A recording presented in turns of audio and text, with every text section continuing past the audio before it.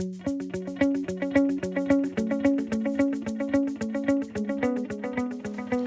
guys, Abner Miranda here. Today I wanted to talk with you about optics placement on your rifle. Before we get deeply into this subject, I want to say this. Many subjects, it's funny because I've been in our industry long enough now that I'm watching subjects coming back around. And this is a subject that was discussed a decade ago. And the photograph that you see here on the screen is actually of a pre-production Spikes tactical compressor. So this ought to tell you how long I've been placing my optic to the rear on my rifle. The reason that I like it there is really very simply demonstrated by showing you this. And this is something that I do with people all the time. Generally what I do is I just tell the person, make a tube out of your hand, find an object across the room like a light switch, and place that tube out to roughly the distance of where an optic would be on a rifle. So this is my Daniel Defense Mark 18.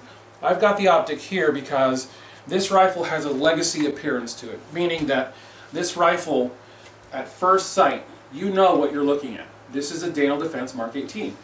So everyone knows that the optic on the Mark 18 goes here. This is a demo rifle. This is a rifle that I hand to people to let them go play and experience Daniel Defense rifles. So because of that, I set the optic here, where it belongs visually on this rifle. And this is a good representation of where most people are setting their optic. So you've got a sight relief that's fairly long on this one. What I tell people is, imagine that you're looking through a tube and it's about this far from your eyes. And I tell people, find an object, even something a few feet across the room, a light switch. So they find that light switch and they go, okay, I've got that light switch. And I come over and I doink their hand. And they end up doing one of these. Oh, there it is, and they find it again. And I say, now take that hand and bring it up to here. And once they bring that hand up to here, and I pop it, it literally just falls right back where it needs to be. And the reason that I show that to people is, it's the same thing as if you take an optic. This is the same exact optic that's on my Mark 18. This is my Ballistic Advantage Mark 18. And it's got a micro T1 on it, but the eye relief is much less on this one. It's very, very close. And under recoil, I can find my dot very quickly. Same thing with the MRDS. That is one of my favorites to use.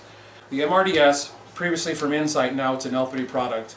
I like this one because it really does such a nice job of centering down exactly where your eye line, where your sight line is looking over the top of the weapon. The easiest takeaway for all of this is, if you stand inside of a room and you look out a window, as you're looking out that window, you see the world out there. The window is a few feet away from you. You can see what's going on, but if you step up to that window, all of a sudden the world becomes much clearer and much brighter.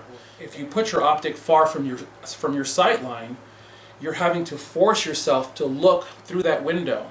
But if the optic is brought closer to the eye is able to not so much look at the window, but to look at the objects beyond the window and appreciate what's going on. In closing, I'll say this. The first time I heard anybody in the industry, aside from myself, say this was at Sentinel Concepts. Steve Fisher gave a demonstration on optics placement. And he demonstrated this by taking an optic, just grab somebody's rifle and tells them, move your optic back. Because remember, if you move your optic from here to here, you're not losing that much. I mean, your zero shift is going to be so nominal. It's one of those things that's worth doing right now. If you're watching this video, you know what? Grab your rifle, get out to the range, grab your optic, slide it to the rear, and you're going to find, wow, you can really see the world a lot better. The other thing that I want to leave you with is this. An optic such as an MRDS or an RMR behaves more like a window, whereas an optic like a T1 behaves more like a tube. Because you're having to look through this tube. You know, this tube has a certain amount of distance from one end to the other, so you're having to get up and, you know, there it is, to look through that tube.